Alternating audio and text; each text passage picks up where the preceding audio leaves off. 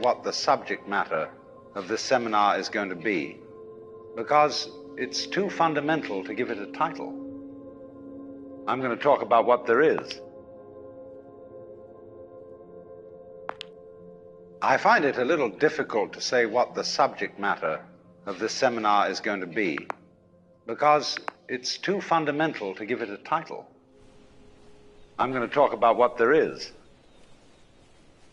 Now, the first thing, though, that we have to do is to get our perspectives with some background about the basic ideas which influence our everyday common sense, our fundamental notions about what life is about. Ideas of the world which are built into the very nature of the language we use, and of our ideas of logic and of what makes sense altogether. And these basic ideas I call myth, not using the word myth to mean simply something untrue, but to use the word myth in a more powerful sense. A myth is an image in terms of which we try to make sense of the world.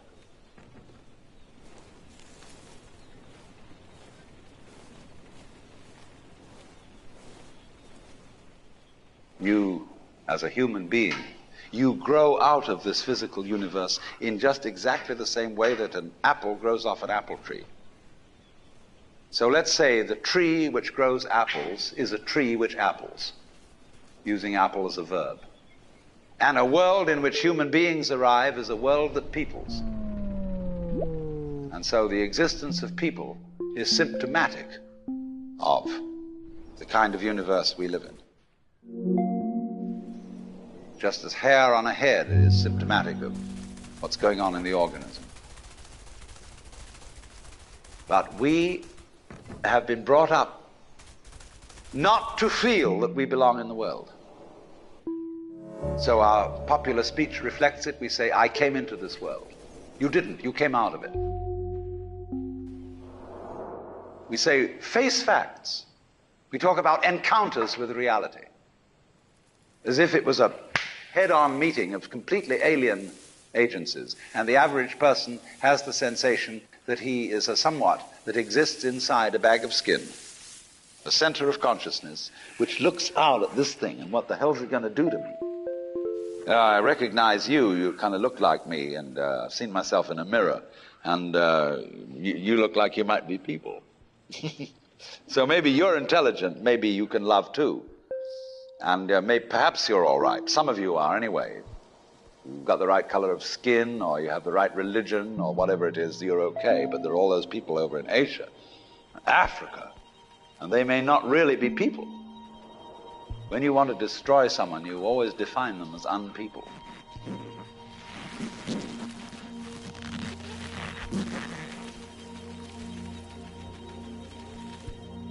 We have this hostility to the external world because of the superstition, the myth, the absolutely unfounded theory that you yourself exist only inside your skin.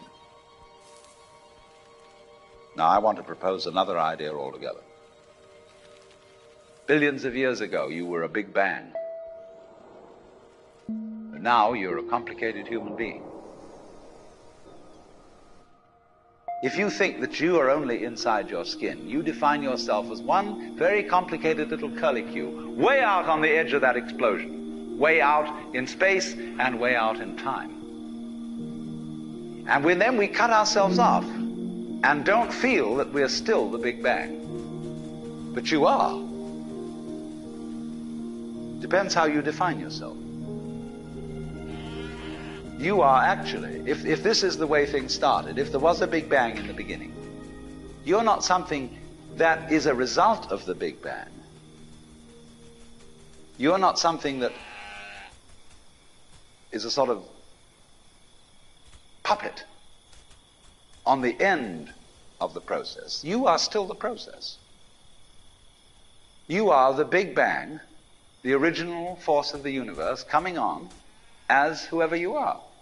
See, when I meet you, I see not just what you define yourself as, Mr. So-and-so, Miss So-and-so, Mrs. So-and-so. I see every one of you as the primordial energy of the universe coming on at me in this particular way. I know I'm that too. But we've learned to define ourselves as separate from it.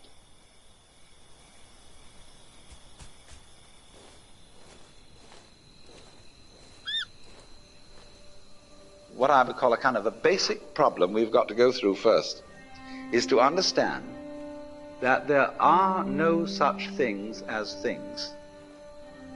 That is to say, separate things. That is only a way of talking. If you can understand this, you're going to have no further problems. I once asked a group of high school children, what do you mean by a thing? And first of all, they gave me all sorts of synonyms. They said it's an object, which is simply another word for a thing. It doesn't tell you anything about what you mean by a thing. Finally, a very smart girl who was in the group said a thing is a noun. And she was quite right. A noun isn't a part of nature, it's a part of speech. There are no nouns in the physical world. There are no separate things in the physical world either. See, the physical world is wiggling. The clouds, mountains, trees, people are all wiggling. And only when human beings get working at things, they build buildings in straight lines and try and make out that the world isn't really wiggly. But here are we sitting in this room all built on straight lines, but each one of us is as wiggly as all get out.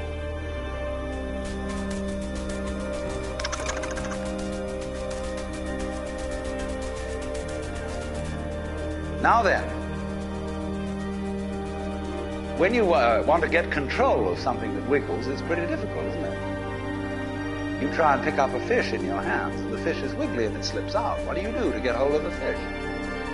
You use a net. And so the net is the basic thing we have for getting hold of the wiggly world. A net is something regular. And I can number the holes in a net. So many holes up, so many holes across. And if I can number these holes, I can count exactly where each wiggle is in terms of a hole in that net. But in order to do that, I've got to break up the wiggle into bits. And I've got to call this a specific bit, and this the next bit of the wiggle, and this the next bit, and this the next bit of the wiggle. And so these bits are things which I mark out in order to talk about the wiggle, in order to measure it, and therefore in order to control it. But in nature, in fact, in the physical world, the wiggle isn't bitted. So the world doesn't come thing. You and I are all as much continuous with the physical universe as a wave is continuous with the ocean.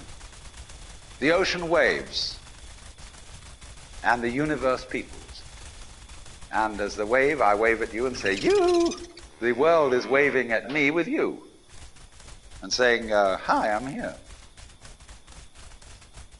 But the way we feel and sense our existence, being based on a myth that we are made, that we are parts, that we are things, our consciousness has been influenced so that each one of us does not feel that. We feel we have been hypnotized, literally hypnotized, by social convention into feeling and sensing that we exist only inside our skins. That we are not the original bang, but just something out on the end of it. And therefore we are scared stiff. Because my wave is going to disappear. And I'm going to die. And that would be awful.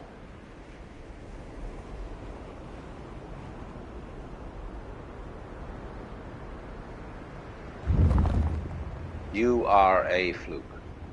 You are a separate event. And you run from the maternity ward to the crematorium, and that's it, baby. Now, why does anybody think that way?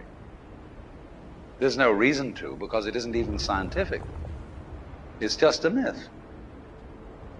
And it's invented by people who wanted to feel a certain way. They want to play a certain game. Camus said there is only really one serious philosophical question, which is whether or not to commit suicide. Should you or not commit suicide? This is a good question. Why go on? And you only go on if the game is worth the candle. Now, the universe has been going on for an incredible long time.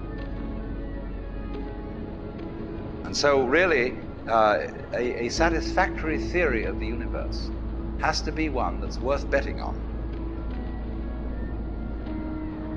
It seems to me, absolutely elementary common sense. If you make a theory of the universe which isn't worth betting on, why bother? Just commit suicide. But if you want to go on playing the game, you've got to have an optimal theory for playing the game.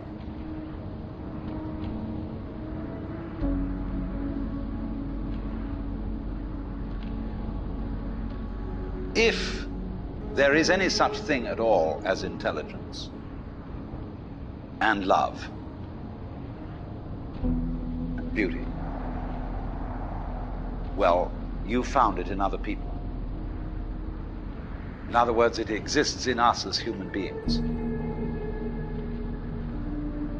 And as I said, if it is there in us, it is symptomatic of the scheme of things. We are as symptomatic of the scheme of things as the apples are symptomatic of the apple tree or the rose of the rose bush.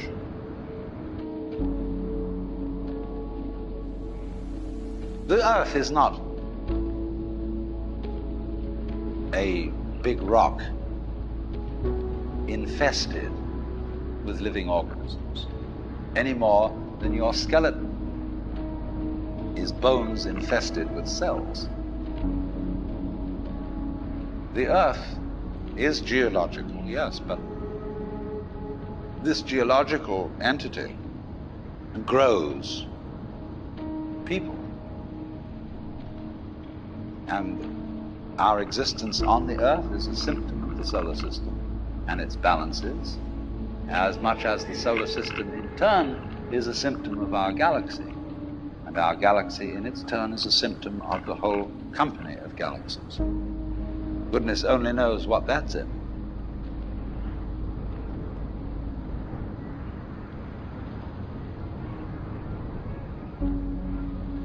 When, as a scientist, you describe the behavior of a living organism, you try to say what a person does. It's the only way in which you can describe what a person is. Describe what they do. Then you find out that in making this description, you cannot confine yourself to what happens inside the skin. In other words, you can't talk about a person walking unless you start describing the floor. Because when I walk, I don't just dangle my legs in empty space. I move in relationship to a room. And so in order to describe what I'm doing when I'm walking, I have to describe the room. I have to describe the territory. So in describing my talking at the moment, I can't describe this just as a thing in itself, because I'm talking to you. And so what I'm doing at the moment is not completely described unless your being here is described also.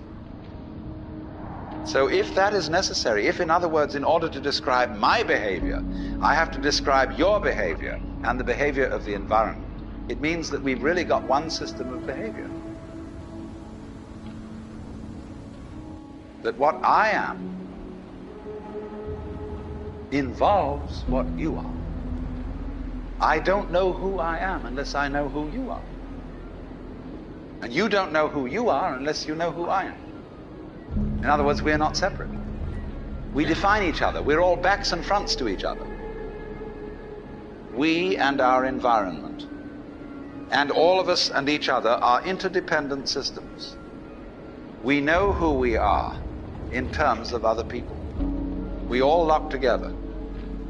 And this is, again and again, the serious scientific description of how things happen.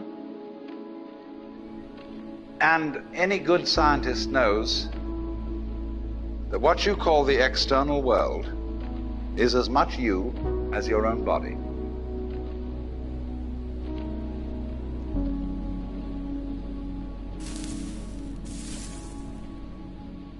Your skin doesn't separate you from the world. It's a bridge through which the external world flows into you, and you flow into it. Just, for example, as a whirlpool in water, you could say because you have a skin, you have a definite shape, you have a definite form. The whirlpool is a definite form, but no water stays put in it. The whirlpool is something the stream is doing. And exactly the same way, the whole universe is doing each one of us. And I see you today, and I recognize you tomorrow, just as I would recognize a whirlpool in a stream. I'd say, oh yes, I've seen that whirlpool before. It's just near so-and-so's house on the edge of the river, and it's always there. So in the same way, when I meet you tomorrow, I recognize you. You're the same whirlpool you were yesterday. But you're moving. The whole world is moving through you. All the cosmic rays, all the food you're eating, the stream of steaks and milk and eggs and everything is just flowing right through you. When you're wiggling the same way, the world is wiggling, the stream is wiggling you. But the problem is, you see, we haven't been taught to feel that way.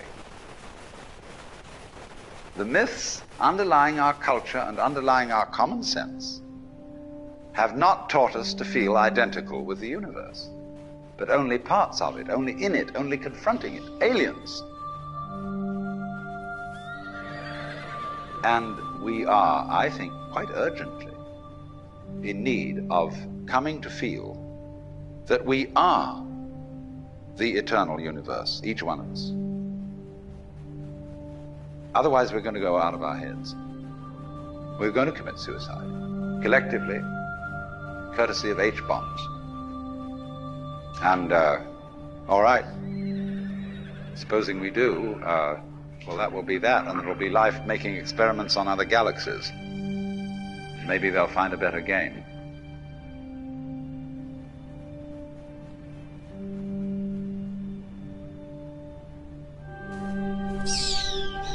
I wonder if it's ever struck you how curious a thing it is that most of the things that we experience, we regard as things that happen to us, which we ourselves do not originate, which are events expressing some sort of power or activity that is external to ourselves. And if you consider that, you realize that what you mean by yourself is rather narrowly circumscribed. Even events that go on in our own bodies are put in the category of things that happen to us in the same way as things that go on in the world outside our skins. If there's a thunderstorm or an earthquake, well, it happens to you. You're not responsible for it.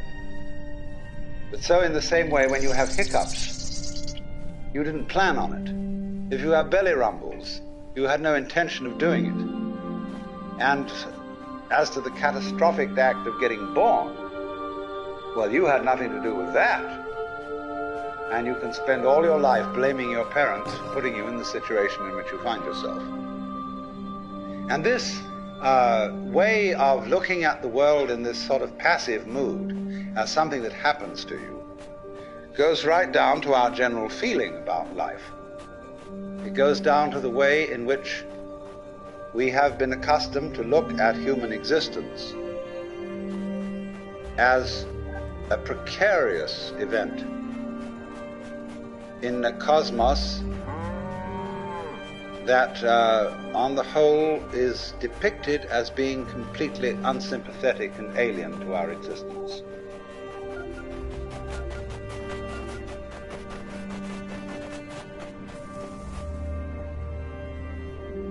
If you're reared with a 20th century, or shall we say an early 20th century common sense, which is based on the philosophy of science of the 19th century, you regard yourself as an accident, a biological accident, in a stupid universe, which is mechanical, but has no feelings. A vast, pointless gyration of radioactive rocks and gas in which you happen to occur. Of course, if you don't have that point of view and you are more traditional, you look upon yourself as a child of God, and therefore under authority. In other words, there's a big boss on top of all this. And you better watch your P's and Q's, because that Almighty is looking after you with the attitude of, this is going to hurt me more than it's going to hurt you. And when you look at the world in that image, or in the other image, that it's a stupid mechanism, either point of view you take, you don't really belong. You're not really part of all this. Or to put it in the strongest possible way, it is quite alien to our thought that the external world, which is defined as something that happens to you, and your body itself as something that you got caught up with, it is quite alien to consider all that as you yourself. Because you see, we have such a myopic view of what one's self is.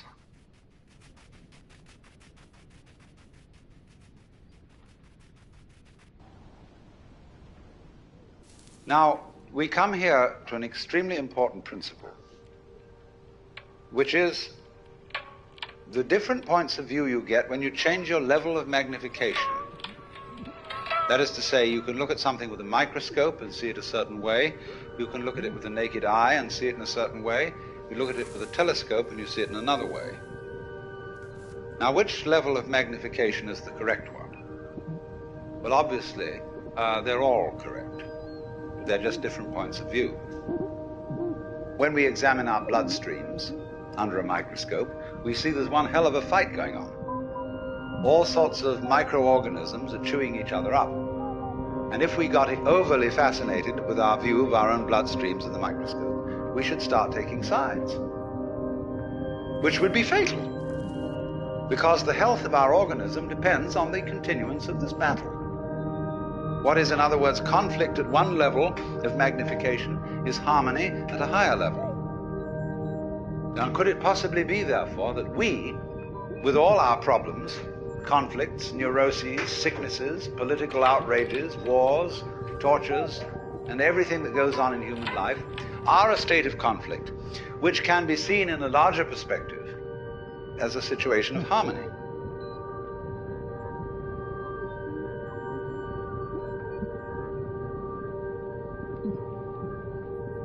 And you can say, aha, at last I see, I got the point. I've seen how all this makes sense. But what this insight depended upon was your overcoming the illusion that space separates things. That is to say, the space, the interval between your body and mine. The interval created by birth at one end and death at the other. And then after somebody's death, then somebody else's birth. These are events with intervals between them. And normally we regard these intervals in time and these intervals in space as having no importance, no function. We tend to see the universe itself as really consisting in all the stars and galaxies. That's what it is. That's what we notice. But the space in which all this happens is sort of written off as something that isn't really there. But what one has to realize is that the space is an essential function of the things in the space. After all, you can't have separate stars unless there is a space around them. Eliminate the space and you will see you couldn't have this phenomenon at all. And vice versa. You couldn't have the space. They wouldn't be there in any sense whatsoever if there weren't the bodies in it. So the bodies in the space and the space are two aspects of a single continuum. They're related together in exactly the same way as a back and a front. And you just don't get one without the other.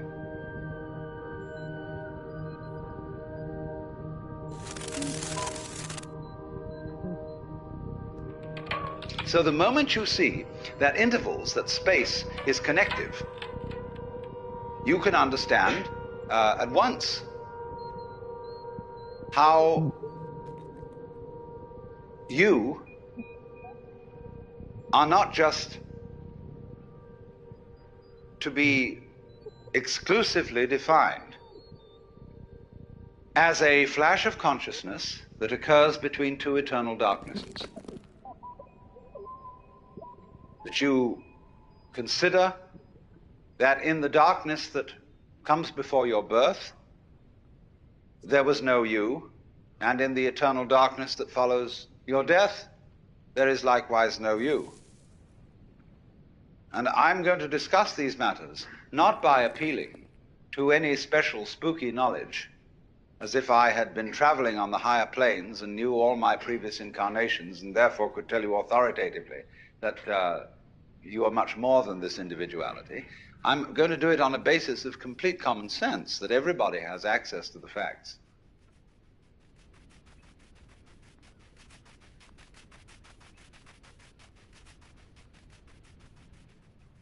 Life is a pattern of immense complexity.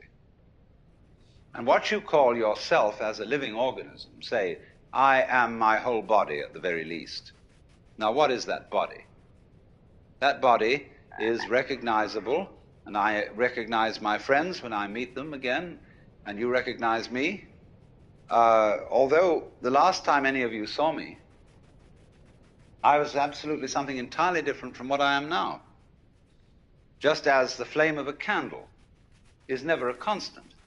A flame of a candle is a stream of hot gas. Only you say the flame of the candle as if it were a constant. Well, it is a recognizably constant pattern. But in exactly the same way, we are all constant patterns. And that's all we are. The only thing constant about us at all is the doing rather than the being.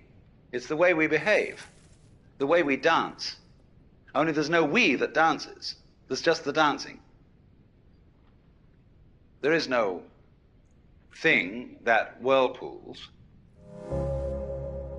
There is the whirlpool. And in the same way, each one of us is a very, very delightfully complex undulation of the energy of the whole universe.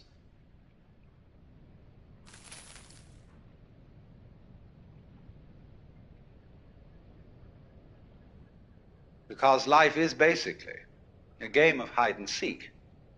Because life is pulsation. On and off. Here it is, and now it isn't. And by being this pulsation, we know it's there. Now, from those very tiny fast rhythms, which give us the impression of continuity, there are also in this universe immensely slow rhythms. And these are very difficult for us to keep track of. And they impress us and depress us as our own life and death, as our coming and going, which goes for what is to us such a slow pace that we can't possibly believe that it is really a rhythm. We think of it as our birth, as something quite unique that could never occur again, because we're so close to it, you see, and it's moving so slowly.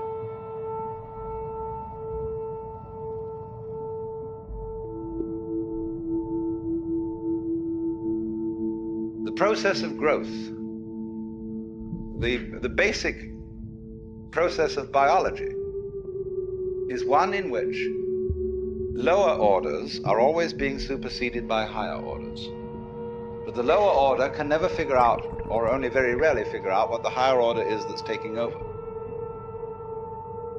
And may see it as a terrible threat, as total disaster, as the very end. But can never be aware that the principle of growth always has and always will continue. Whereas that's what's going on. But you never know what the next step is going to be, because if you did know, you wouldn't take it, because it would already be past. Do you understand this? That any certainly known future is an event of which we can say, you've had it. And in that sense, it's past. When we play a game, the outcome of the game becomes certain. We at that point cancel the game and begin a new one. Because the whole zest of the thing, which takes me back to the idea that this whole thing is a hide-and-seek game, is that you don't know what the next order coming up is.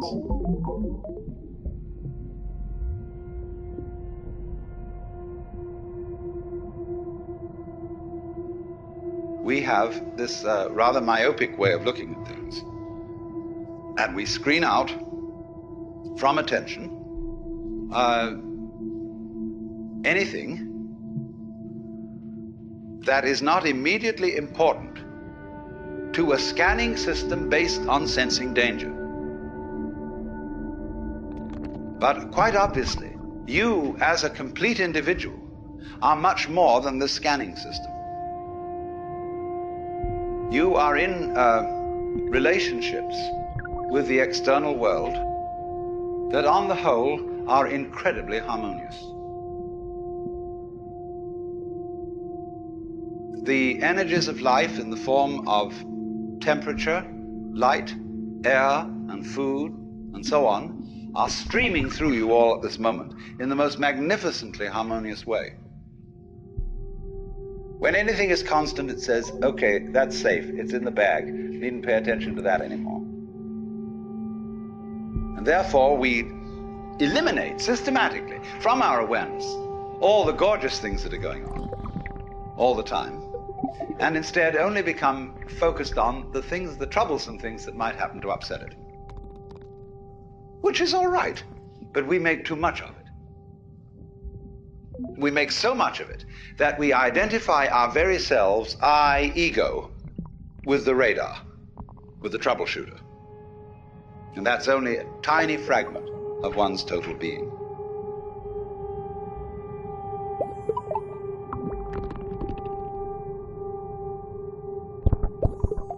You very soon realize that your existence is not something that is just the hopeless little creature that's suddenly confronted with a great big external world that goes gah at him, and eats him up.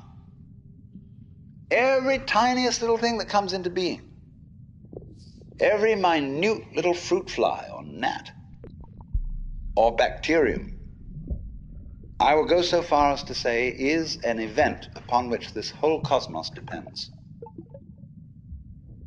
This thing goes both ways. It's not only that every little organism which exists depends on its total environment. The reverse is also true, that the total environment depends on each and every one of those little organisms.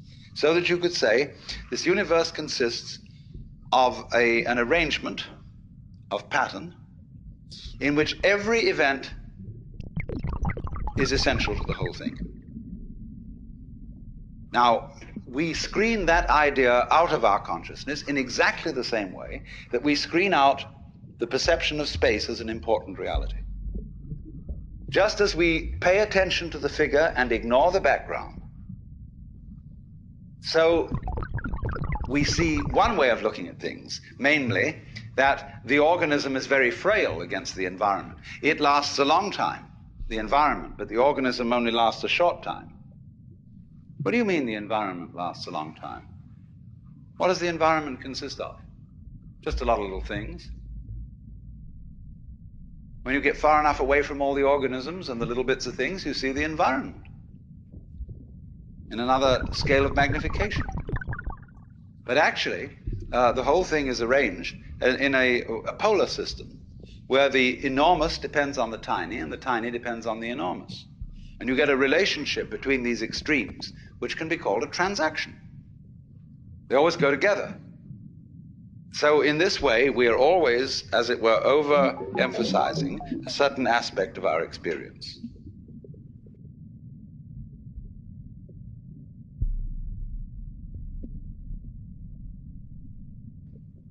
And we say, now, what is important about people? Is their unique individuality. And we have been given an immense psychic investment in our own individuality by our upbringing. What are you going to amount to? What are you going to contribute to human life? What's your particular destiny going to be? It's a fine idea. But the thing we don't understand is that it won't work, this great idea, without being balanced with its opposite. Just as you can't have the back without the front. So you cannot have the values of a unique personality unless at the same time everybody recognizes that there is another level at which we are not unique at all, but that I am you and you are I. You see, every one of you feels that you're the center of the universe, and that everything else is happening around you in a circle. You can turn around and you can see sort of equally far in all directions, especially if you're in a ship in the middle of the ocean. So you're in the middle. And it's true from the standpoint of astronomy. We live in a curved space-time continuum, that is to say, in a universe at which every point may be regarded as the center. Consider a sphere. Here's a ball. What point on this ball is the center of its surface? You can see at once that any point can be the center of its surface.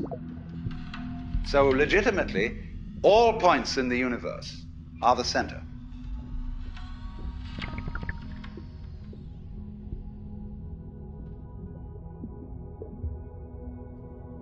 We are all like the nerve ends on your own skin. See, at every point on your skin, there's a little nerve end going beep and getting information from the outside world. Another and another and another, all over. And they all constitute your total sensitivity. So in the same way, when all these people sitting around here, with their little eyes and little ears and things, they're going beep, and they're all really one common center called I, which is looking at itself from ever so many different points of view. Only we are so close to it, and we are so absorbed in the different ways each one of them is doing, that we neglect the community underneath. But we don't realize, you see, that just as we know how to do this, we know equally well how to turn the sun into light, how to blue the sky, how to blow the wind, how to wave the ocean, how to digest food, and I might add, to be digested and transformed, but the pattern keeps going. And it's always you. Only you see you have this marvelous capacity to transform yourself without knowing that you're doing it. Therefore, you keep surprising yourself. And therefore, you keep on doing it. Because if you didn't surprise yourself, you wouldn't go on doing it.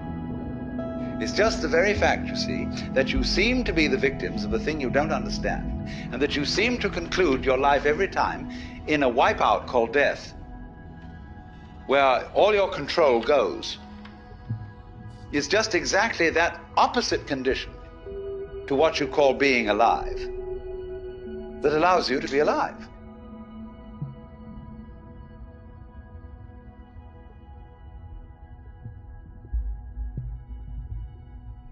One of the first things which everybody should understand is that every creature in the universe that is in any way sensitive and in any manner of speaking conscious regards itself as a human being.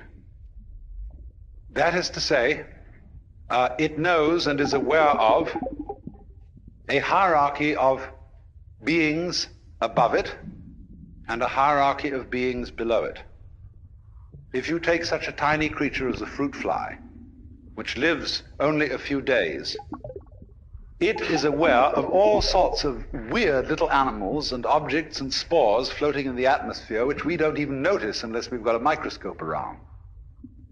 And it criticizes them as being inferior animals and all that sort of thing, whereas human beings are things that it doesn't comprehend. They're as much outside its intellect as a quasar is outside ours. And we see these far-off objects floating in the heavens, and we have only the vaguest idea of what they may be.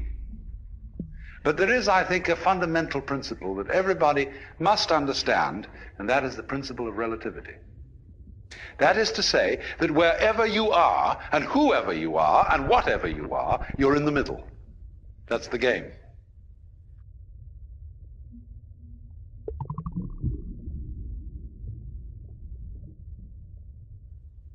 When you stand and you can see a horizon all around you to exactly the same distance, you're in the center of a circle because your senses extend a certain direction in all directions and therefore give you the impression of being in the middle.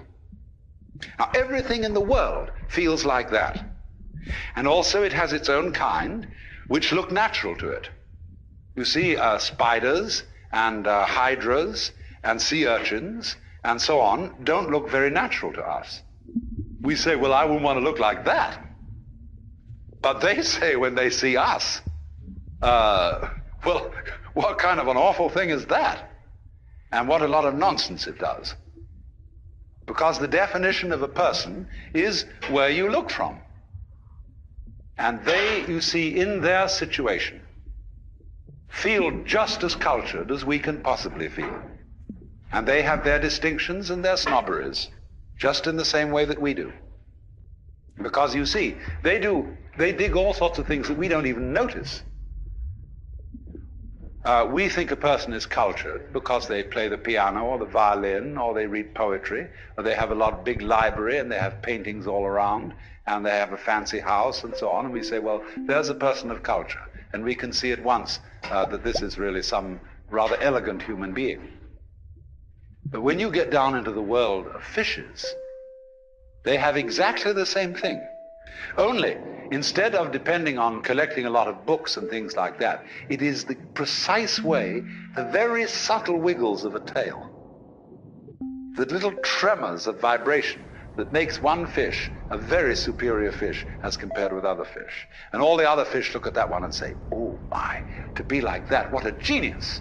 To be able to do just that little extra thing, see? Because they're very sensitive.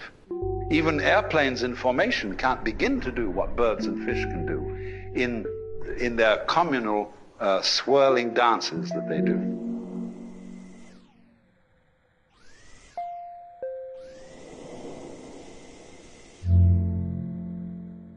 Here is a very strange thing. That every creature, therefore, which feels that it is human, and which knows that it's there in the same way as you know you're here, experiences being here as constituting a sort of blockage, the sensation of a certain tension which constitutes the feeling of I-ness, of there-ness, of being here. Because after all, every creature is a particular form. Everything is individual. Not only you as a total organism standing here, but all the component cells of your body. Each one of them has some sort of a feeling of its own. And it is individual. You can look at a microscope at the right level of magnification, and you can see that thing there with its own little life. And if you examine the stream of your blood, you'll find it full of all kinds of organisms that are having all sorts of conspiracies and games and plots and eating each other and doing these things that like we do. Only we realize that we wouldn't be healthy as a total organism unless there were all these wars and fights and plots and politics going on between the various cells in our blood. But from their point of view, you see, they feel a little bit put out because they're being organized.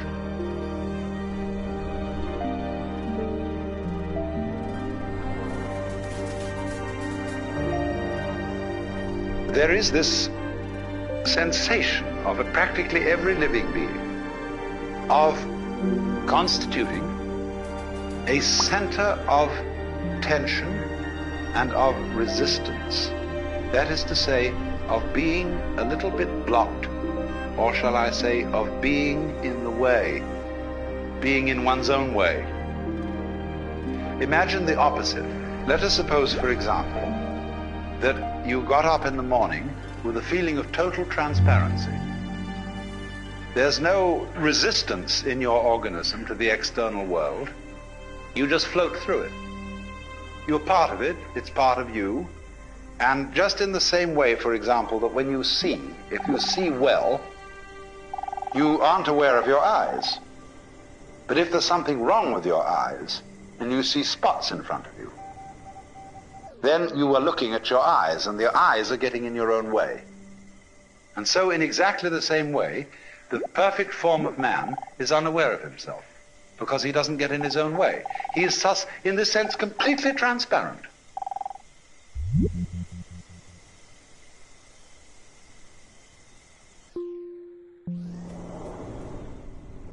Do you know, if you study your body and its dynamics, you will find that you are fighting all the time. Most people are, some aren't, but most people are fighting the external world all the time. Very many people are afraid that they will fall apart or somehow disintegrate if they don't make efforts to hold themselves together, or else that they will be disintegrated by some outside agency if they're not constantly on the alert like this, all around, you see, to protect themselves.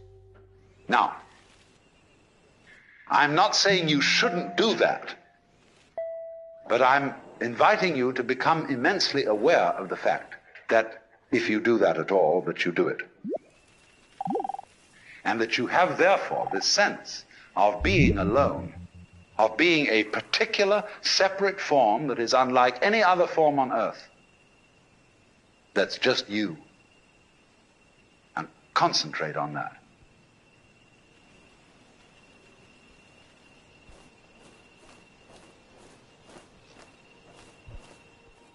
As you focus on that sensation of distinctness, we'll even call this one separateness, the thing to do with all feelings that you don't like is to experience them as deeply as possible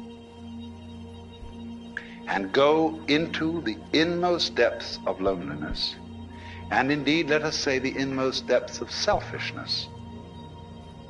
Because you see, the sensation of being you, this curious, lonely center of awkward sensitivity, subject to the most peculiar feelings and pains and anxieties and all that sort of thing, all that is an essential prerequisite for feeling something else. These two experiences go together. So what anyone or any being whatsoever who has a sense of centrality, who has a sense of selfhood, who has a sense of identity, that sense of identity is inseparable from something else going on that is defined as not being me, as not being under my control, and that may jump at any time.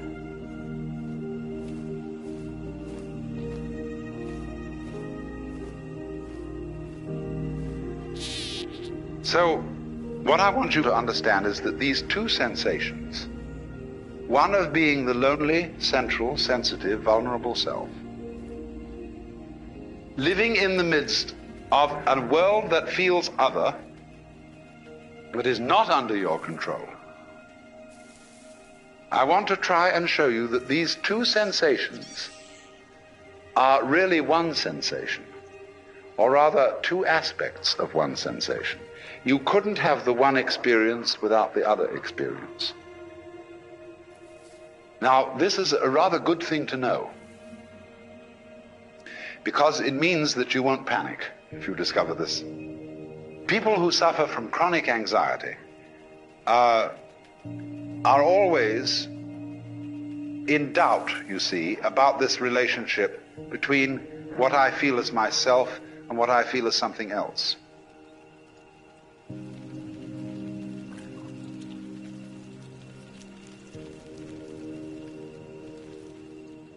Every living being is a manifestation of everything that there is. Crazy. But the thing is that what we do is to try and prevent people from realizing that this is so, by pointing out to them in the most subtle ways their limitations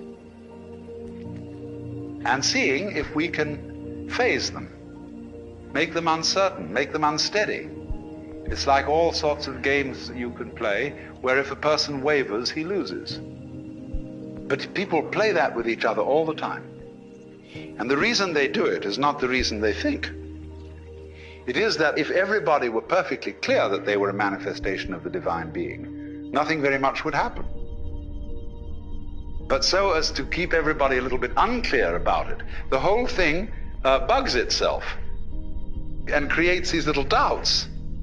So what we're beginning with is these little doubts, you see, these sensations of blockage, of not being very sure of yourself, but knowing very much indeed that you are yourself and that you're alone and it's all up to you. The terrible feeling of responsibility. So what I'm trying to point out to you is if you intensify that feeling and bring it to its highest pitch, you will immediately realize that you are aware of it only by virtue of the entire sensation of something else, something defined as not you. So the feeling of not you and the feeling of you are relative. They go together, and you can't have the one without the other.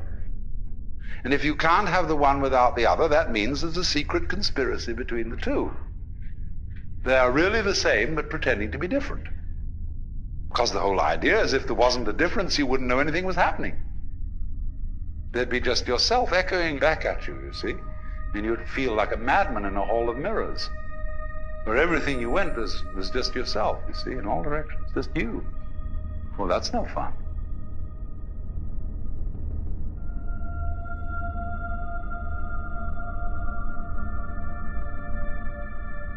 You may think that I'm speaking in favor of some kind of schizoid, pluralistic universe. No, the whole point is this, that difference and every kind of variety of differentiation is the way through which unity is discovered.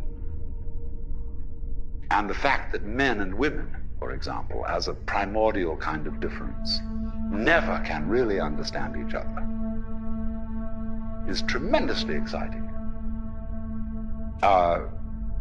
Because that's a way by which something happens. If it makes a difference, then it's there. If it doesn't make a difference, it doesn't matter. And what doesn't matter doesn't exist, because it has no matter.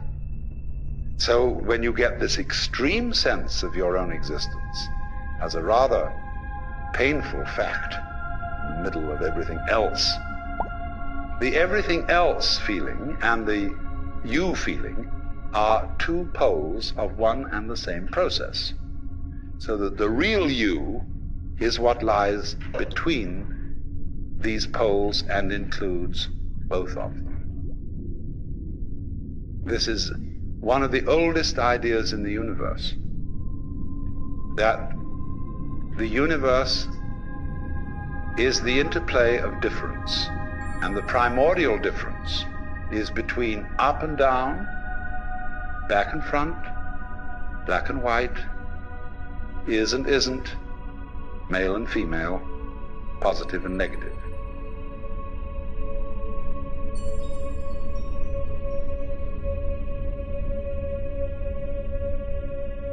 Do you know somehow how you surprise yourself? For example, when you feel your own pulse, and you suddenly feel this life going on in you, which you're not willing. You say you have the belly rumbles, and you didn't intend to have the belly rumbles, and suddenly it happened. Is this something you're doing? Or is it merely something that's happening to you, as if it was raining and the rain was happening to you? Consider breathing. Are you breathing, or is it breathing you? Well, you can feel it either way. You can decide to breathe and feel that you're breathing in just the same way that you walk when you want to. On the other hand, when you forget about breathing altogether, it still goes on. And so it seems to be something that happens to you.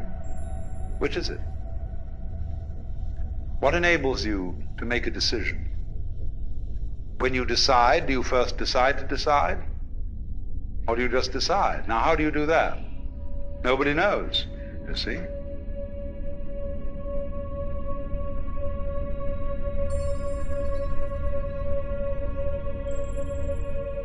And that's a funny thing. We can experience ourselves through and through as something that just happens. look at it this way. If you feel your body, your skin, the solidity of you, and with regard what marvelous eyes you have, which are the power which generate light and color out of all these electrical quanta in the external world. And these ears, these beautiful shells that you wear on the side of your head, with their little spiral bones, the cochlea inside, you know, all that. It's marvelous. But you don't feel responsible for this. You don't know how it's made, if it is made. But it's you. That's what you are. That extraordinary pattern.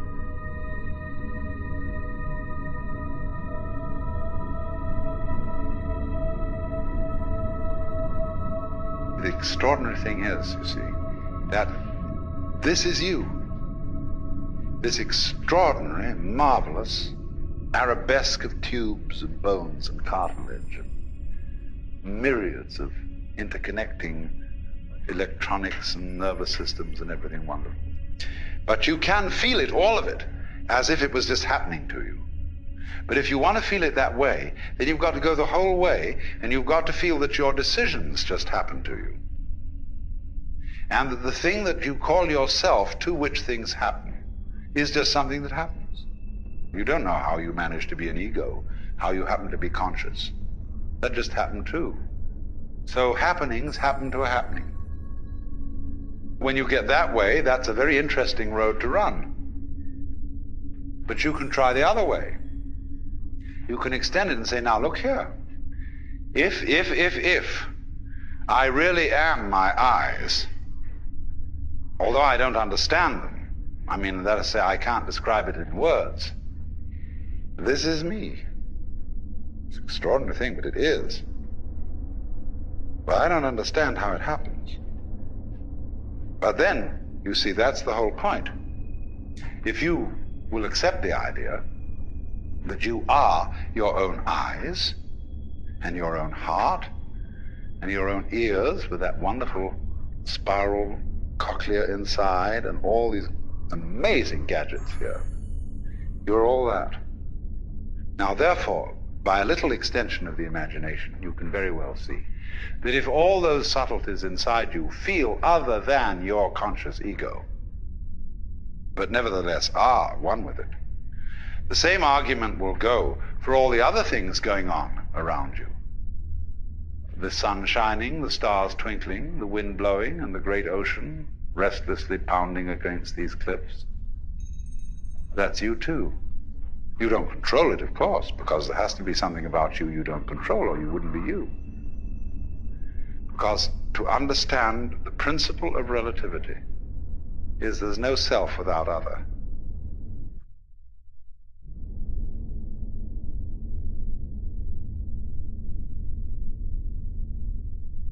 You have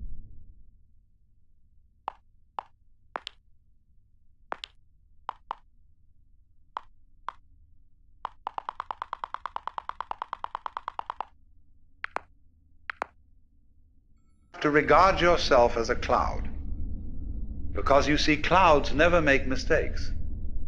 Did you ever see a cloud that was misshapen? No, they always do the right thing. Now, so as a matter of fact do we, because we are natural beings just like clouds and waves. Only we have complicated games which cause us to doubt ourselves. But if you will treat yourself for a while as a cloud or wave, and realize that you can't make a mistake, whatever you do, because even if you do something that seems to be totally disastrous, it'll all come out in the wash somehow or other. Then, through this capacity, you will develop a kind of confidence, and through confidence you will be able to trust your own intuition. Only the thing that you have to be careful about, and many people fall into trouble here, is that when they take the attitude that I can't possibly make a mistake, they overdo it, which shows that they don't really believe it. It will come on So you put on the weirdest, filthiest clothes, and you go and steal things, and all kinds of things like that. That's overdoing it. That shows that you haven't learned. You're overcompensating. Because before you were told to do this, do that, and the other, and watch, and be self-conscious and nervous, and so on. And so you just go to the other extreme. But this is the middle way of knowing it has nothing to do with your decision to do this or not. Whether you decide that you can't make a mistake, or whether you don't decide it, it's true anyway, that you are like cloud and water. And through that realization, without overcompensating in the other direction, you will come to the point where you begin to be on good terms with your own being and to be able to trust your own brain.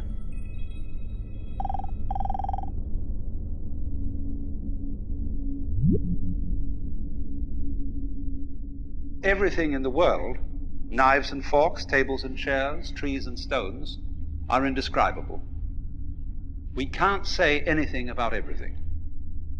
Because in order to say something about something, and state it logically, you have to be able to put it in a class. Now, classes are intellectual boxes. When you play games like animal, vegetable, and mineral, you've got there 3 boxes. And when you come to think of it, you don't know what any 2 of those boxes are really without the third, or especially you don't know any one without another. Because in order to have a box, there must be what's inside the box and what's outside the box. And then by this method of contrast, we can make a logical discussion about things. But then, when you come to something which is completely all-inclusive, to what fundamentally is, then you're without a box, and you can't talk logically. Of course, you can distinguish is from is not, but only in a very limited way, as I can say, I have a pen in my left hand, I do not have a pen in my right hand. And from this we abstract the idea of to be and not to be, is and isn't. But when we consider being with a capital B, this includes not only such ises as celestial bodies, but also such isn'ts as the space that encompasses them. And these 2 go together.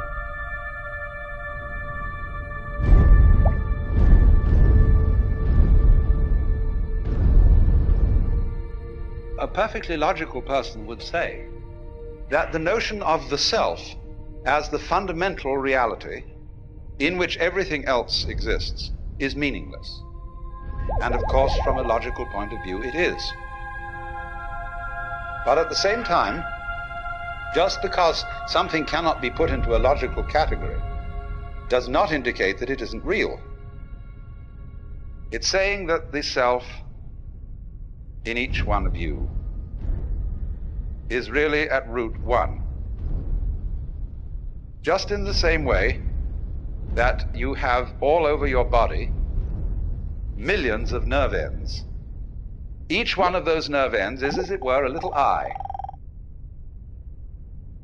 And it gets its impression of the world, but it sends it all back into the central brain. Well, in a somewhat similar way, every person, every animal, and even rocks are regarded as sentient beings in a very, very primitive form. So all those forms that we see may be looked upon as the eyes that look out of one central self. Only, of course, in the human body we can see the connections between the nerve ends and the brain. It's much more difficult to see the connection between one individual and another. And therefore it's very easy for us to form the impression that I am only what is inside my bag of skin. And that my ego, myself, is a different self from yourself. And we're all, therefore, fundamentally disconnected.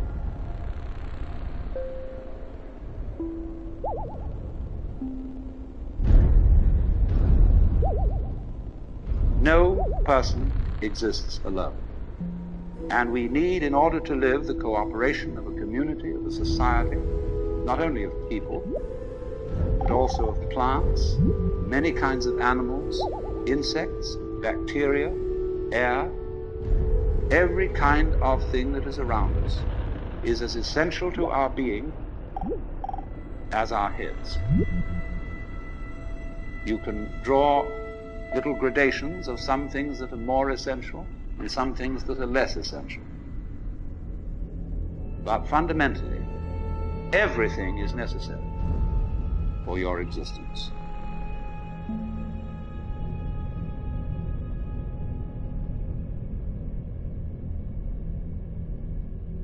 So your apparent disconnection, the fact that you are not tied to other people with umbilical cords or some kind of wiring that gives you one mind. Nevertheless, we do have one mind, in the sense that, for example, all of us turn out to be approximately the same shape. 2 eyes, 2 nostrils, a mouth, 2 hands, 2 legs, and so on. But going yet deeper, we find that it's somehow a necessity of thought that there be some sort of a something which is the common ground of all these universes, all these galaxies. And that ground is the self. Now that's quite a startling point of view, because what it's saying is, you see, that you are basically the works.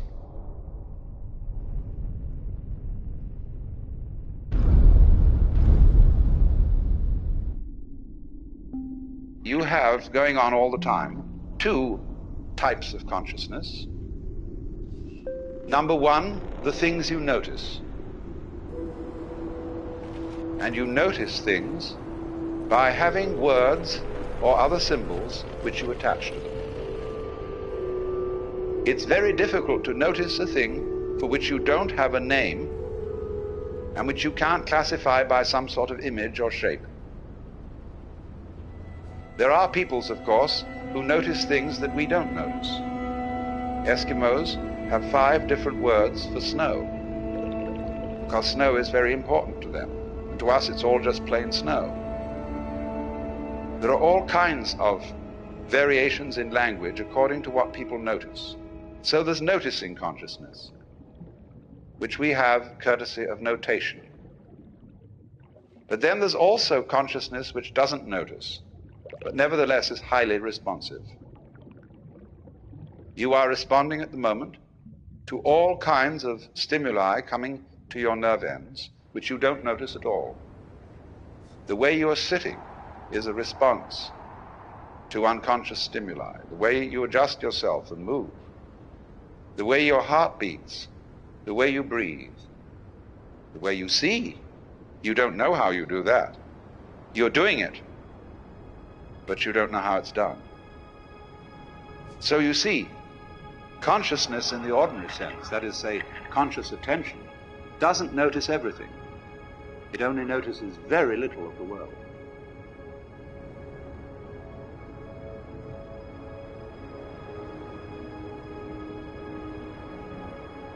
Just in the same way that conscious attention is not aware of all the other operations of the body, in just that way, we are not aware of our connection, indeed our identity, with the fundamental self. We go to sleep at night, and then we wake up, and because the physical brain is still there, we remember everything that happened the day before.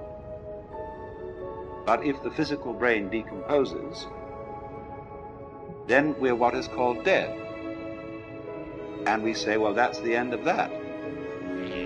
But when the leaves die and fall off the trees, or the fruit drops, next year, more leaves, more fruit. So in the same way, when you and I die, more babies later. If the whole human race dies, you bet your life. There are all kinds of things that feel that they're human, scattered throughout the multiplicity of galaxies. Because this universe is a people universe. But because we are unconscious of the intervals, we are not aware of the self with our conscious attention when conscious attention isn't operating. But still, just as you don't notice what your pineal gland, say, is doing at the moment, so in the same way, you don't notice the connections which tie us all together, not only here and now, but forever and ever and ever and ever.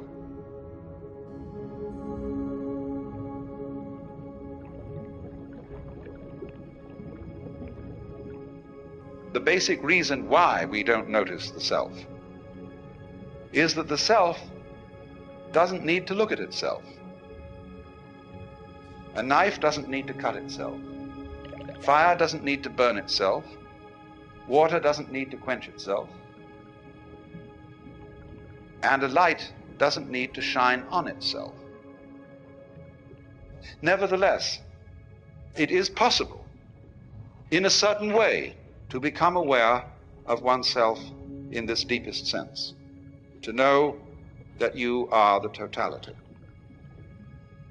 to wake up from the hallucination that you are just poor little me, from that kind of hypnosis, and discover that you are simply something being done by this vast, indescribable self, which is out of time,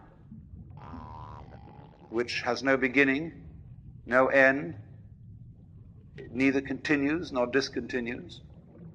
It's beyond all categorization whatsoever. So when you are trying to know the self, you have to get rid of every idea in your head and see this everyday world just as it looks now, but see as clearly can be that it is all the self.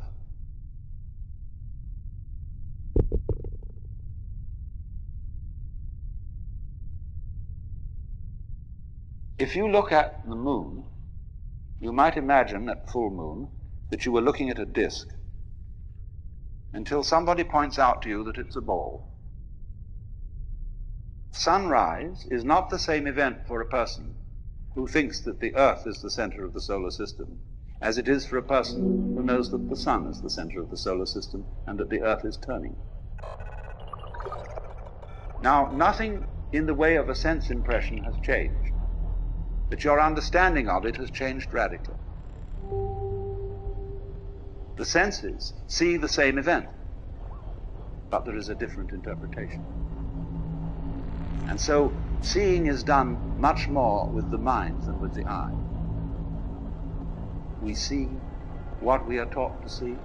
We see in terms of our ideological structure, our culture, our conditioning. And so all that conditioning teaches us to see the world in its separateness. But you can be deconditioned from that and see just this same world that you're looking at now in its unity.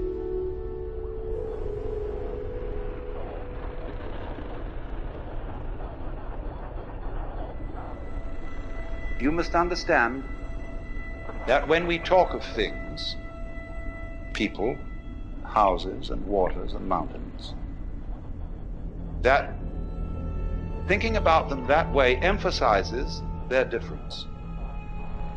It stresses differentiation. But you see, you don't really know what differentiation is unless you know what sameness is. Just as you don't know what to be is unless you know the meaning of not to be. And the boundaries of things which outline them. We say, well, I begin maybe up here, and above my head it's not me anymore. So this cranium thing, this skull with hair on top of it, divides me from space. True if you want to look at it that way, but it's equally true that my cranium joins me to space. Imagine what would happen to me if there weren't any space around me. My outline would thereupon disappear. Because you see, every boundary needs two sides, the inside and the outside. And you can't separate them. So boundaries are held in common.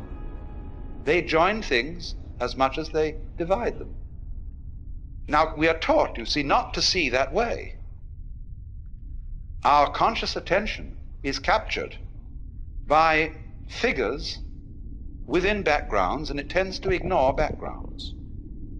It is captured by things that move rather than things that are relatively still. And so when we see someone going up a hill, we say the man is going up the hill. We don't see also that the hill is coming down to the man.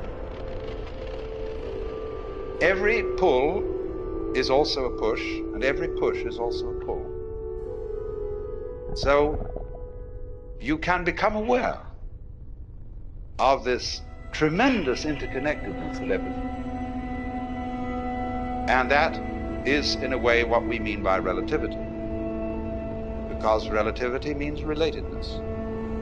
Just as fronts go with backs and tops with bottoms, insides with outsides, solids with spaces, so everything that there is goes together. It makes no difference whether it lasts a long time or whether it lasts a short time. A galaxy goes together with all the universe just as much as a mosquito, which has a very short life.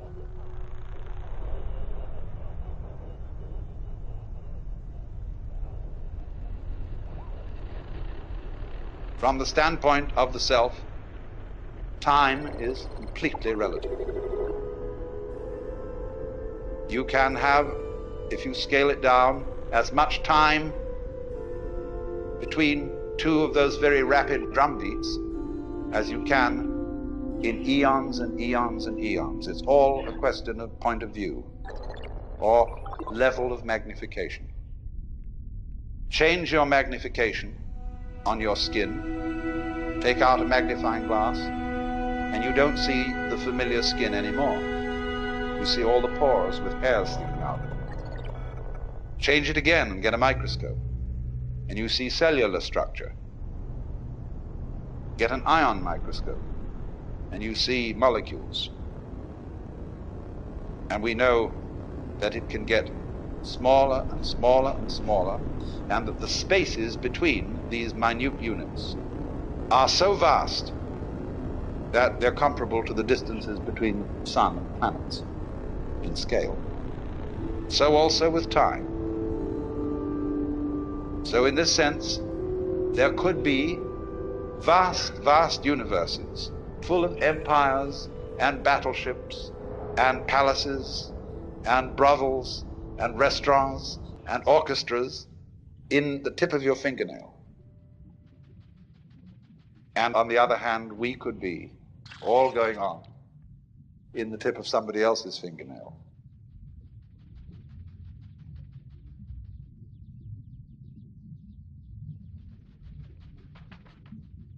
It's very important to understand not only the relativity of size and of time, but also of what there is.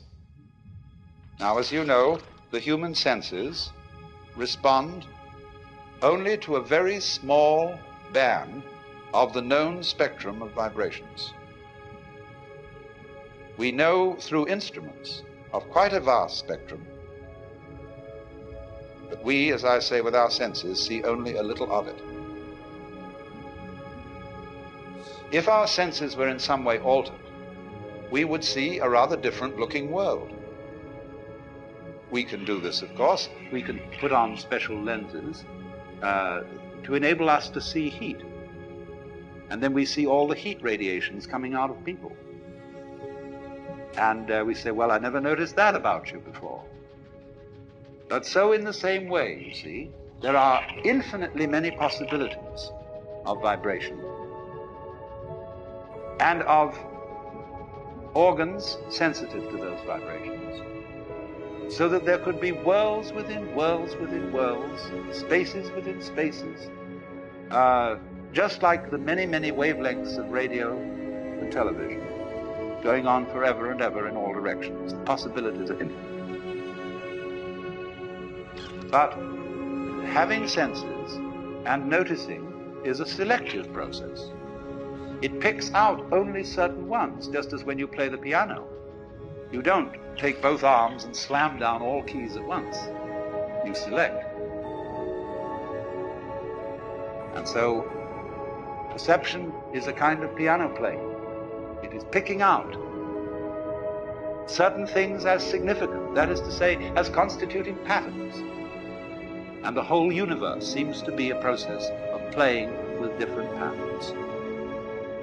But whatever it does, whatever it plays, in whatever dimension, on whatever scale of time or space, it's all on the self.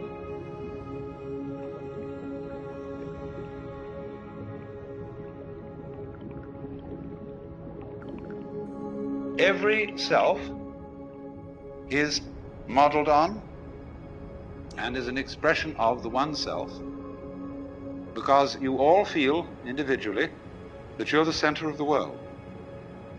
And everything else is seen in circles, circling out, sphering out from where you are. And that's, as it were, they call them microcosm, the little cosmos. But then in the same way, the macrocosm has a central self, although this is not central in the way we talk about centers in space. The center of a circle is in the middle of the circle, and the circumference is away from it. It isn't in the middle of the universe, spatially speaking. You might ask the question, where is the universe? Well, you can't say where, because every where has to be in relation to something. There would have to be another universe to say where this one is. But then, since those two together would constitute the universe, we wouldn't still be able to say where it was. It isn't anywhere. And so in that sense, the center isn't anywhere in space locally. And furthermore, the kind of space we are dealing with is only one possible kind of space. It's the kind of space our physical organisms are attuned to.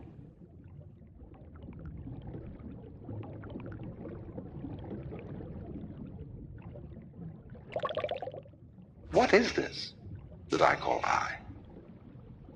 That's one of the very fascinating questions. It teases us out of thought to think about death in the sense of going to sleep and never waking up. Imagine that. And you find you can't. And yet it's a thought that although you can't get to grips with it, it remains fascinating.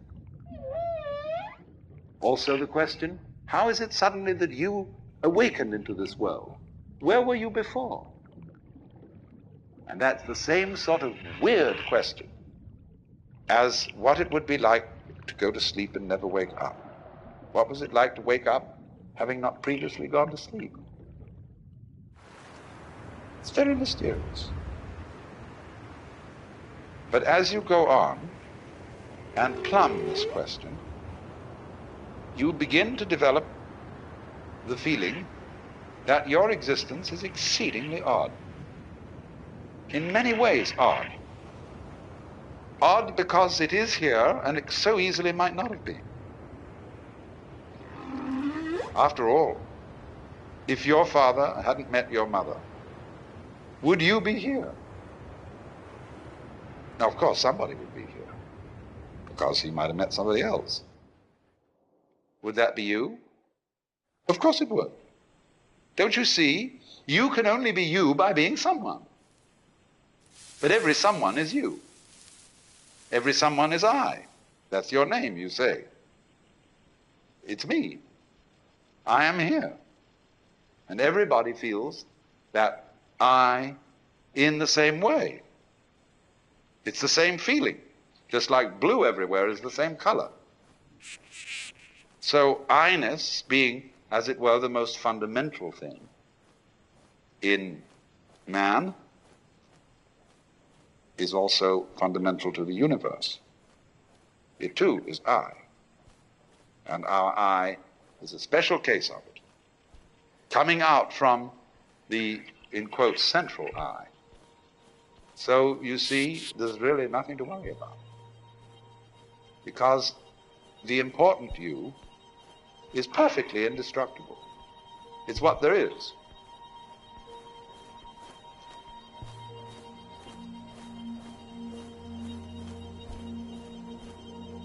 You must remember, of course, that the word play and the word game have many levels of meaning. We are accustomed to use the word play in opposition to work, and to regard play as trivial and work as serious. "You're only playing with me," says a girl to a suitor. "You're not serious." We also use the word play in a non-trivial sense. We say, "I went to a play." Well, what did you go to? Oh, it was Hamlet, a tragedy. But it was still a play. I say too, when I do philosophy, like I'm doing with you, this is entertainment. But in the sense, perhaps I hope, of your listening to someone play a musical classic. I'm not being serious, but I am being sincere. So, play is deeply the sort of thing children like to do, with deep absorption and fascination. Now, what do people like to do when they don't have to do anything? Well, as far as I can make out, as you look all over the world, they like to get together and do something rhythmic. They may dance, they may sing, they may even play games. There are all sorts of ways in which we love to do this. And we can get so absorbed in rhythm that there are certain kinds of rhythmic activity which we consider extremely important. Now you see, our very existence is a rhythm of waking and sleeping, eating and moving, and that's all we're doing. And just consider what we do every day. What's it all about? Does it really mean anything? Does it go anywhere?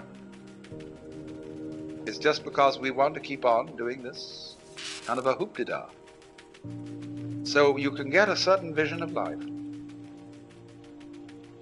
where everything is seen to be a complex pattern of rhythm.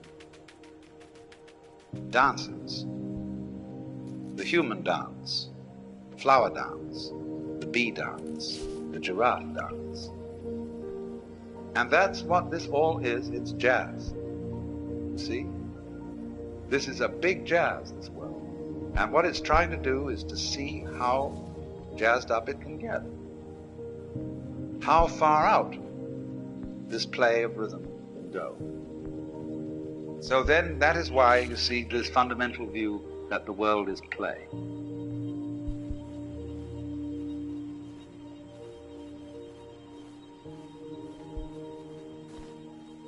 And so in all this, you see, when you get a game going of this kind,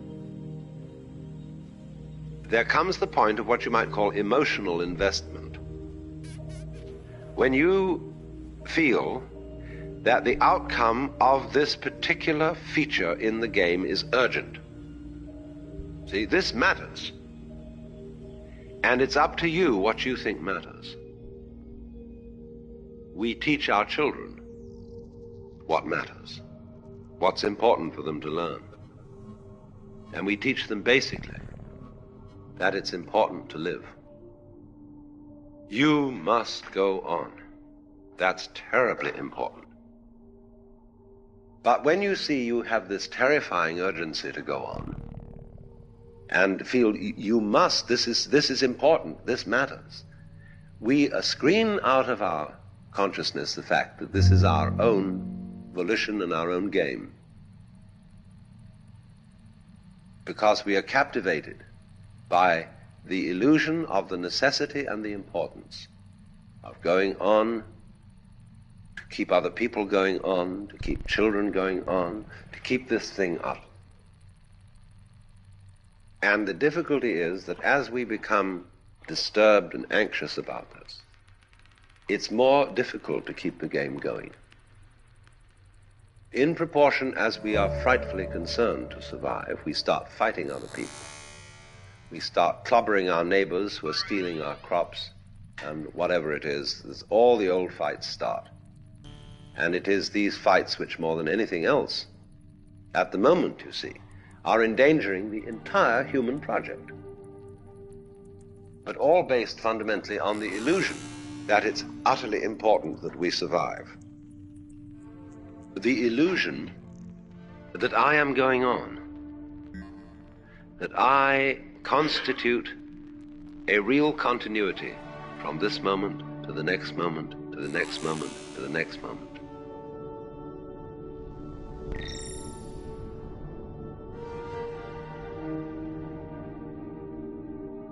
What are you afraid of losing when you die? Why? All the capital you've acquired during your life, the experiences, the friends, the status, the skills, everything that you remember would be destroyed ordinarily when you die. In other words, we are afraid of losing the past.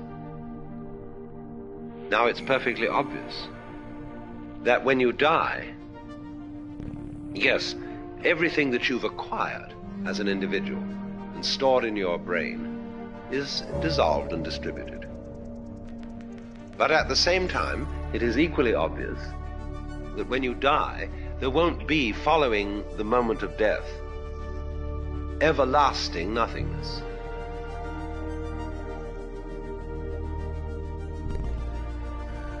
When you die, you're always reborn, just as you were before.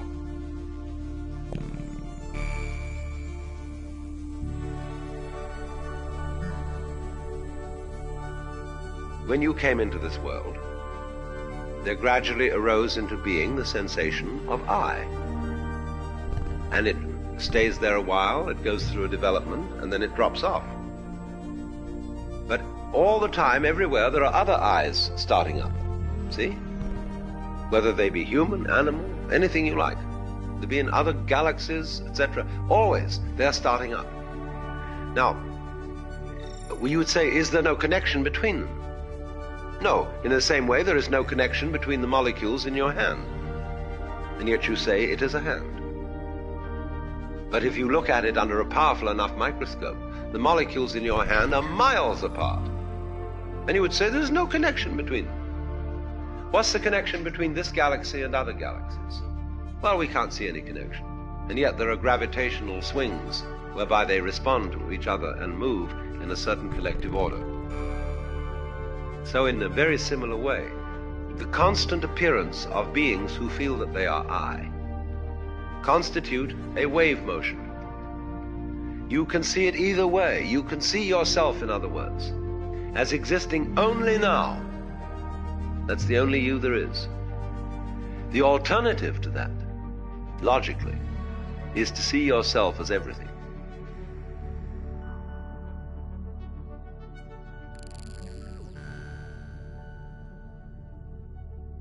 So everybody is involved in playing the game of life in a way that goes beyond play and becomes deadly serious.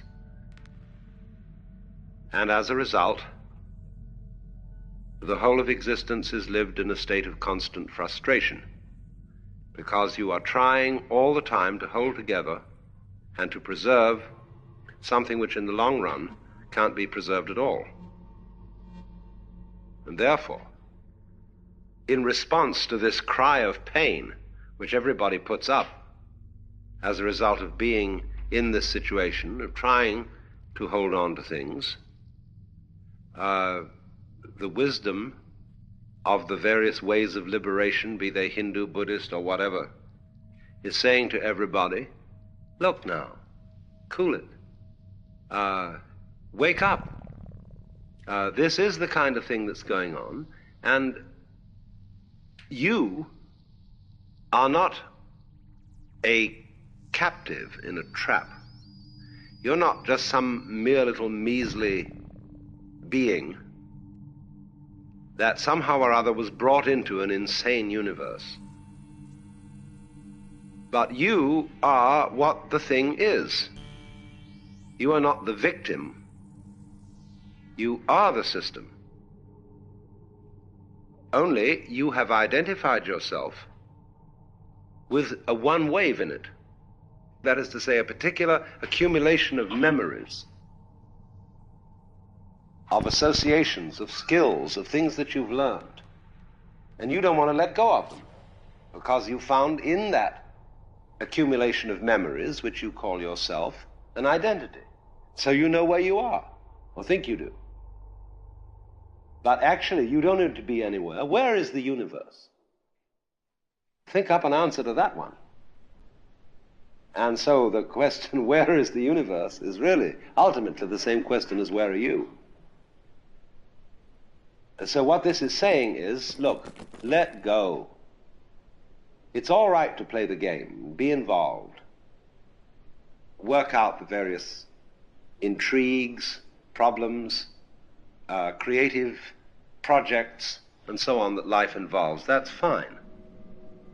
But if you get involved in it so that you're hung up, this deprives you of delight and joy in playing the game. So the point is to get people unhung up on the whole thing.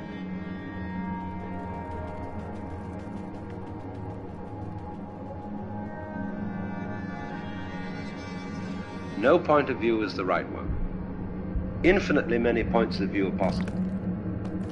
But if you take a point of view and you insist that's the only point of view, then you're hung up on it. So long as you insist that black is black and white is white and that there are Republicans and Democrats and capitalists and communists and good guys and bad guys, it's a hang-up. So also between what is you and what is other than you. I would begin, you see, with the assumption that every person, every sentient being whatsoever, is I.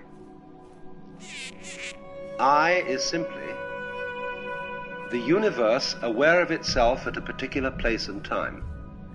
That's what the word I means. And so the feeling that we call I is how everything feels on the inside.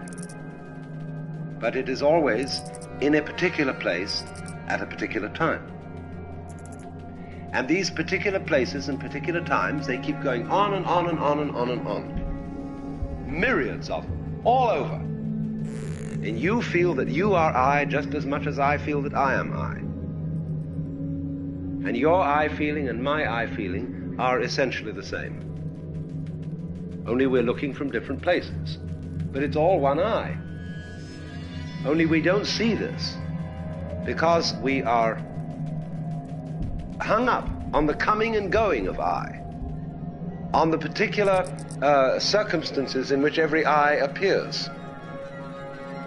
So because of our myopia, because our point of view is fascinated by the details and the differentiations between everything that's going on, the differentiations between people, the differentiations between generations, we are so preoccupied with that particular view of things that we're hung up on it. And we don't see that it's the same thing happening again and again and again. And that every I that comes into this world is you.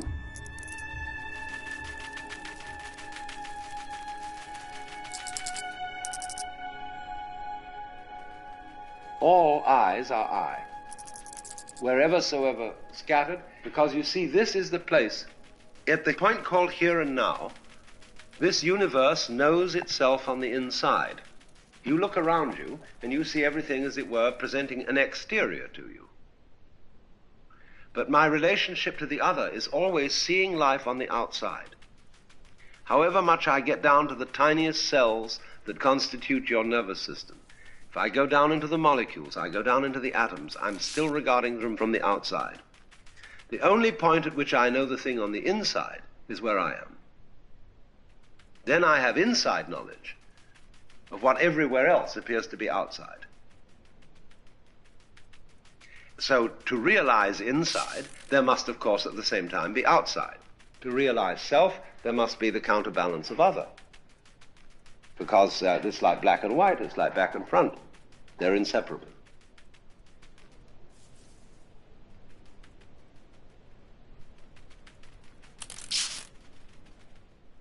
So then, this is where we start from. That every being coming into this world is I, and they keep on coming. Doesn't matter how long the intervals are between their appearances. Supposing this planet were completely wiped out, that would be the end of this race, in just the same way as, say, a group of insects will eat their food supply up on a plant, and the whole population will perish. Happens again and again. But it seems perfectly reasonable to suppose, in other words, that there is a constant rhythm of what we call consciousness, being awake to life, going on, just as stars go on and on. If the stars are going on all over the place, if galaxies are going on all over the place, it's equally reasonable to suppose that life is going on all over the place. And although the distances from our particular point of view between these islands of life may be vast, don't forget that the distances between the molecules in your own body are equally vast on their scale.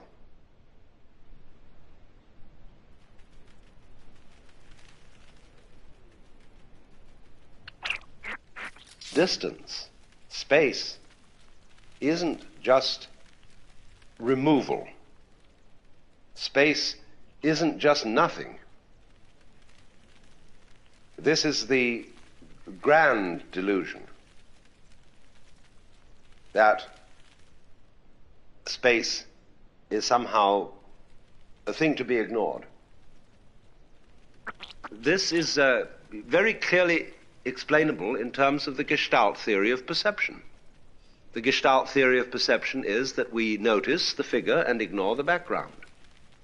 We notice what is a relatively small enclosed space and ignore the more dispersed. We notice what moves against what is relatively still, and what is relatively still is ignored. So likewise, when we get a constant stimulus of consciousness, we begin to ignore it and not to notice it. Consciousness tends always to notice novel things, novel changes in the environment. So the most unnoticed things in life are those which are the most constant and the most regular. And because you see you lose touch with the most constant and the most regular things, you screen them out of your general thought as insignificant. They don't matter. They're not there. And the most ignored thing is space. Because space is always the background. The solids are the figures. And therefore we say, simply, space is just nothing. It may be filled around this planet for a little distance with air, which is important, but out there, space, that's nothing at all. And so we say that is nothing. But all that is saying is that that is the background to every figure. And as the figure cannot be there without the background, the solid cannot be there without the space. So the space of the world is the one thing we've forgotten, and the one thing that is absolutely essential to there being anything at all.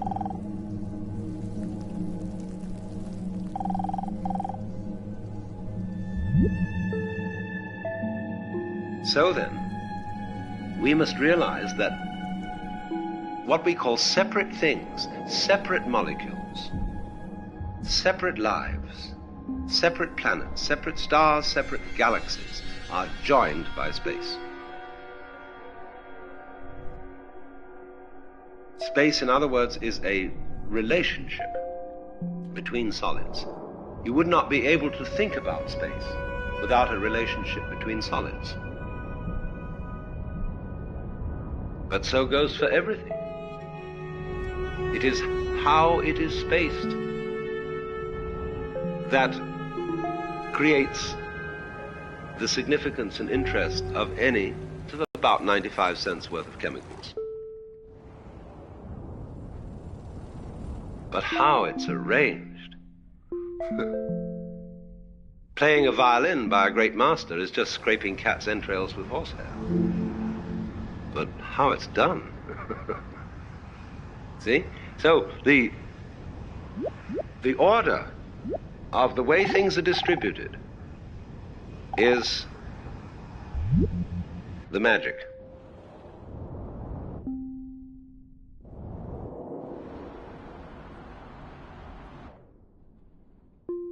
What are we doing, you see? You've got a universe which you're living in, which is fundamentally wiggling. And you are an event in this wiggle, see?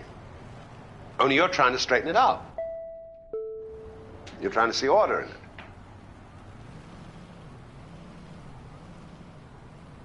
And your doing this is itself a wiggle. After all, you may say, one or two things in here are straight, you know? And it's their nature to go that way, to be orderly things, to be straight things, or whatever other quality you want to put on it. And we are like that. But we are something in this which has it in its nature to arrange it this and that way, to want to see things straight. But actually, there really isn't anything in the whole arrangement that is the right way of doing it. And there isn't anything in life, in your life, that is supposed to happen. You're not supposed to live to be 80 or to die when you're 23. So, liberation is the realization there is no way that things are supposed to be. You are, you know, you're what there is. It's up to you to decide. See? There's no way it has to happen. But on the other hand, if you want to feel that there is some way you would like to arrange this, I mean, we can start pushing these things around, you know, and put them in some kind of an order. That's okay, too.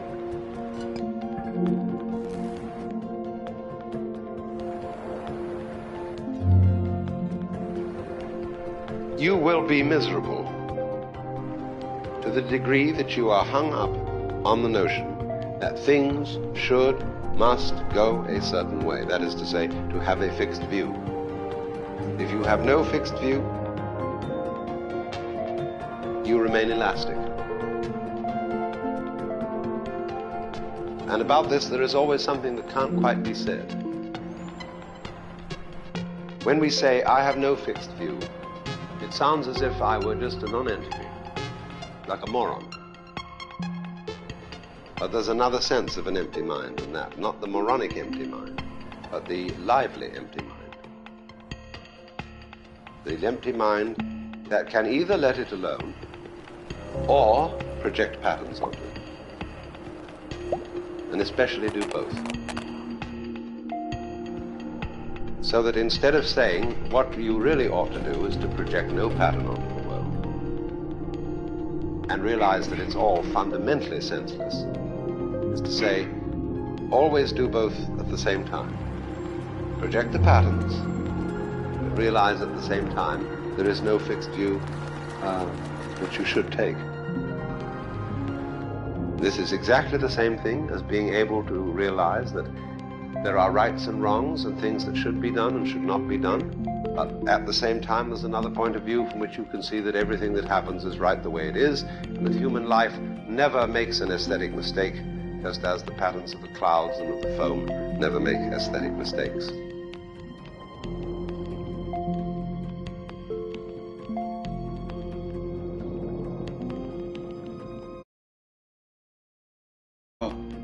I want to get down to the simplest possible nitty-gritty of what we've been talking about in a very easy way. To ask ourselves the question, quite fundamentally, What's all the trouble about? In other words, what is your state of mind when you contemplate the possibility of everything becoming nothing? All right, so the universe is a transitory system, like a bubble, like smoke, like foam on the water. And so, how easy? Just go along with it, dissolve. So, what's the problem? Why don't we want to give up? What do we think we're going to get by holding on and by resisting the dissolution? What I'm interested in for you to feel is, what do you really feel like inside at the prospect of there being nothing, of this whole thing being a bubble that dissolves? You see, about death, the reality of approaching death, people are apt to feel chilly, cold, lonely, scared because it's an unknown. The most frightening thing about death is there might be something beyond it, and you don't know what it is.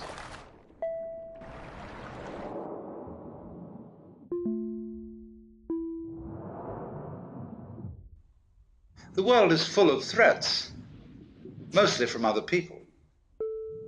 And there are monsters.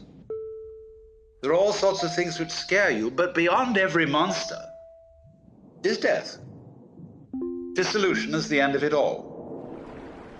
And so long as we can be scared of that, and so long as we can be made to think of death as a bad thing, we can be ruled.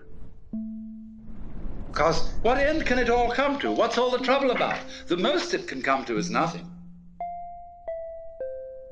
I mean, there may be some troubles on the way of resisting this, basically resisting it. And so in this resistance, there's an experience called pain. But beyond pain is annihilation. What will it be like to go to sleep and never wake up? Nobody can think about it. But what is that state when you're teased out of thought?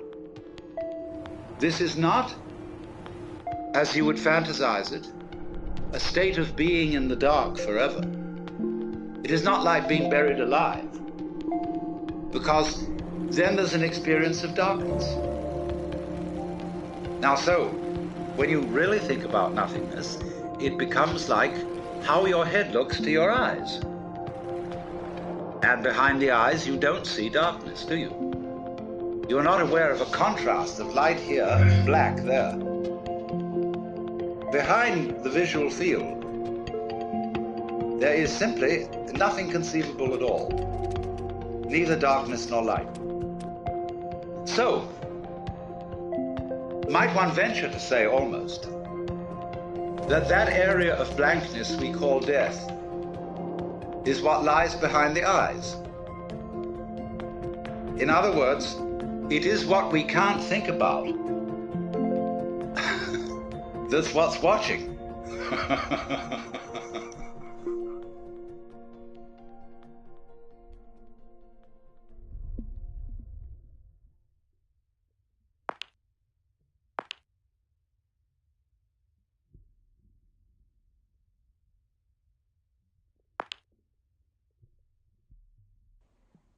Use your imagination for all it's worth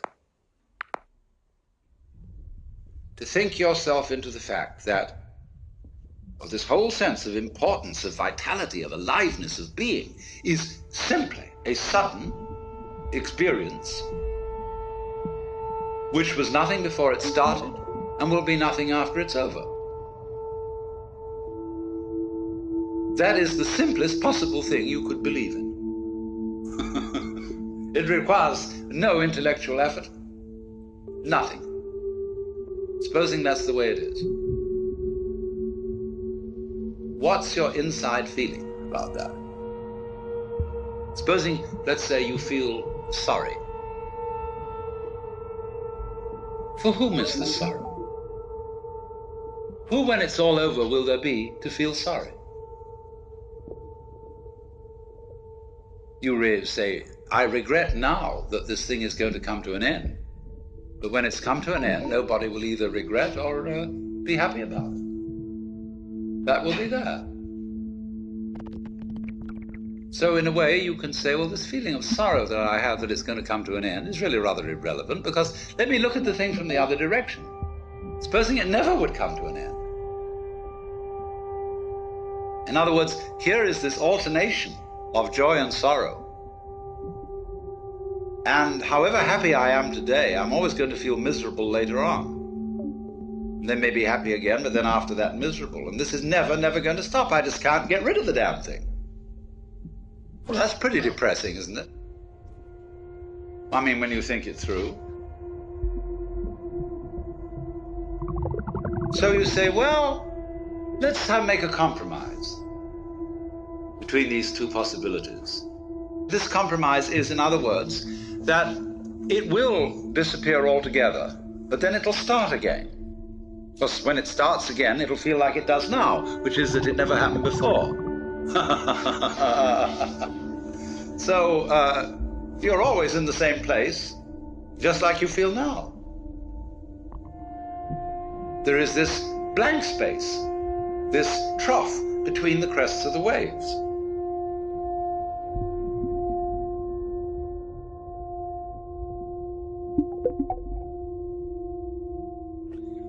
Now I'm going to pull a fast one on you. So, every time an incarnation occurs, it feels like this one. See, it might be quite different. We might be reincarnated in another universe as beings of an altogether different shape. Not at all like human beings. But because we were used to it, we would feel that that was the human shape. We would say, well, that's natural. Obviously, that's the way things are. So naturally, if you appeared in the form of a spider, you would look around at other spiders and say, well, yes, of course, this is natural shape to be in. This is the human shape. Something that is not us looks at us and thinks we look perfectly terrible. I mean, imagine how you look to a fish. Clumsy, cumbersome, stupid-looking thing. Because a fish is so elegant and graceful and can slide through the water so beautifully. The human beings can't even swim properly. So don't you see that in every world that comes into being, or could come into being, it seems just like it seems now. And every species that you could belong to would seem like this one. It would have its up end of what is highly intelligent and its low end of what is not so intelligent. You would be aware of superior forces and inferior forces. But the things that appear to be above us are great natural processes. Only we think they're rather stupid, only very tough, too strong for us. Earthquakes, the elements. But at any rate, whatever level you're on, it always appears to be the same one. Therefore, naturally, don't we? We feel we're in the middle. We feel, for example, with the telescope, that there is a world greater than us that is infinitely greater. We feel with the microscope there's a world below us that's infinitely smaller, and we seem to stand in the middle. Anything that grows anywhere is always in the middle. It's betwixt and between. And the middle always has, therefore, extremes. It has extremes in space. As far west and as far east as you can think, as far on and as far back. And there's always a beginning, and there's always an end, just as there's a left and a right.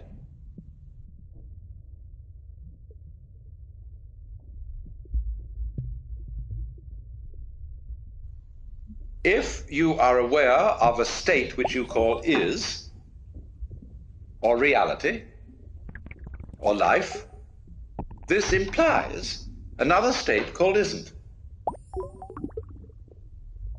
or illusion, or unreality, or nothingness, or death. There it is. You can't know one without the other. And so as to make life poignant, it's always going to come to an end. That is exactly, don't you see, what makes it lively. Liveliness is change, is motion. So, you see, you're always at the place where you always are. And you think, wowee, a little further on we'll get that thing. I hope we don't go further down so that we lose what we already have. But that is built into every creature's situation, no matter how high, no matter how low. So, in this sense, all places are the same place. And the only time you ever notice any difference is in the moment of transition. When you go up a bit, you gain. When you go down a bit, you feel disappointed, gloomy, lost.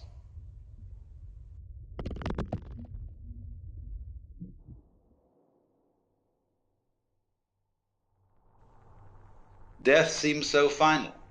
Nothingness seems so very, very irrevocable and permanent.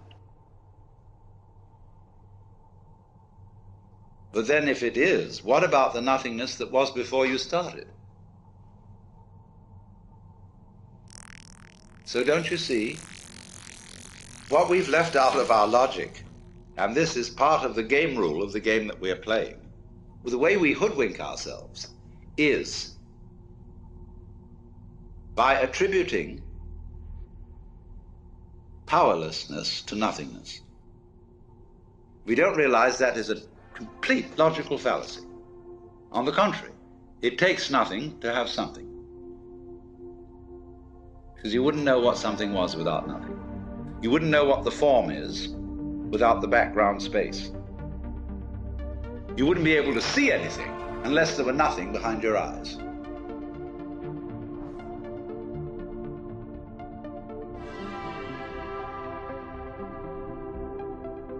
So if you really go the whole way and see how you feel at the prospect of vanishing forever, of all your efforts and all your achievements and all your attainments turning into dust and nothingness, what is the feeling?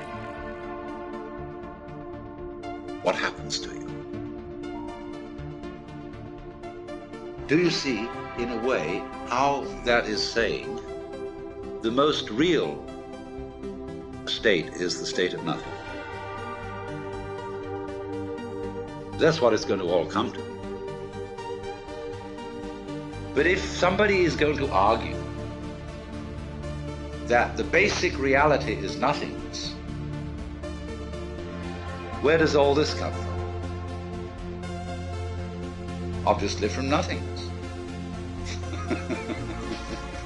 Once again, you get how it looks behind your eyes. So cheer up, you see, by seeing that nothingness is the fundamental reality, and you see it's your reality. Then how can anything contaminate you? All the idea of your being scared and put out and worried and so on is just nothing. It's a dream. Because you're really nothing.